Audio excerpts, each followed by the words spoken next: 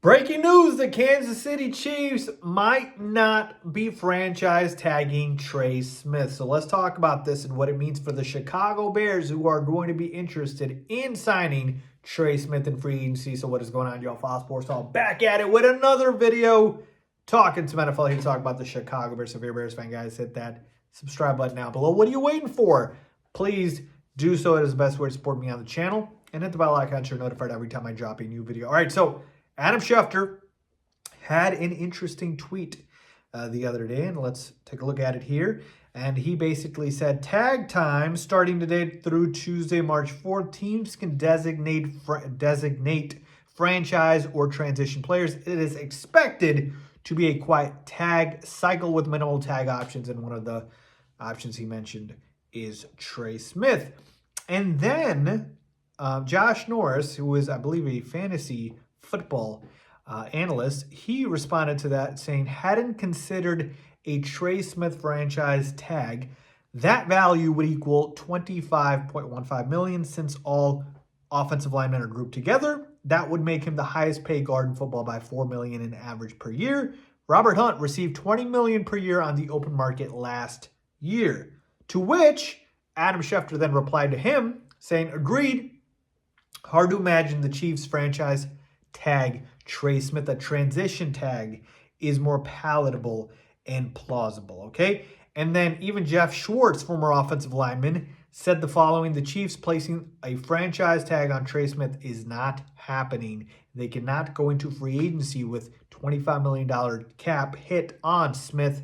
That's silly. And so let's talk about this, people. All right, so they're not going to franchise tag Trey Smith, but instead they can put the transition tag on him. Now, what is the transition tag? The transition tag basically is like a restricted free agent. All right, if you guys know, in the NBA, restricted free agency is there, and then unrestricted is there. Restricted free agency is basically where you got a team that can go ahead and make an offer for Trey Smith, right? They can sign him to an offer sheet. And then the team that, he is on, or, the last team he's on, I guess I should say, the Chiefs would have the opportunity to match. And if they match, they get to keep him.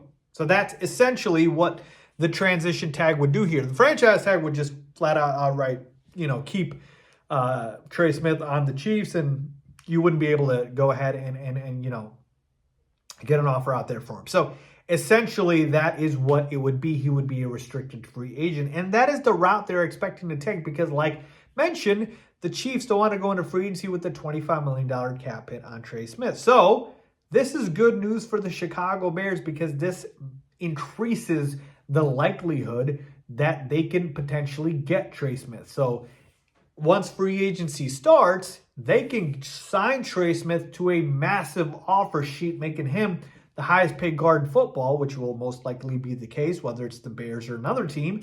And the Chiefs, I'm not saying they won't match, but I think they will be reluctant to match at that point. So you basically got to get creative here if you're the Bears.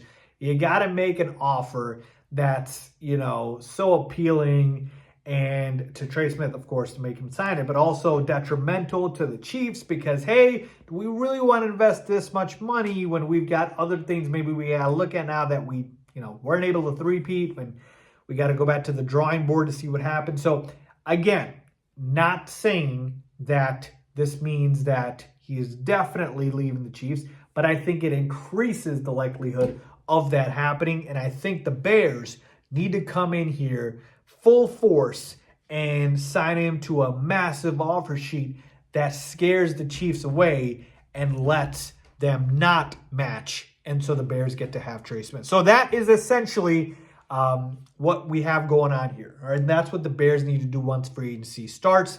And then as far as, kind of the options here, if the Trey Smith thing doesn't work out, the other route you could take is all that money you were going to offer Trey Smith. Let's say the Chiefs do match the offer. You use that and you kind of, sign a few offensive linemen, right? Like Kevin Zeitler or Drew Dahlman, like guys like that. So basically, you spread it out, spread the wealth among a few different offensive linemen. Maybe you don't get the star, right, that you were looking for, but certainly you get depth. So to me, I think the Bears are in a good position here regardless. So to me, I would look to go ahead and give him a fat offer sheet. And if that doesn't work out, I'm looking to spend the money on a bunch of different offensive linemen in free agency. So let me know what you guys think about that. Remember, free agency comes before the draft, so keep that in mind. Leave a comment down below. As always, thanks for watching.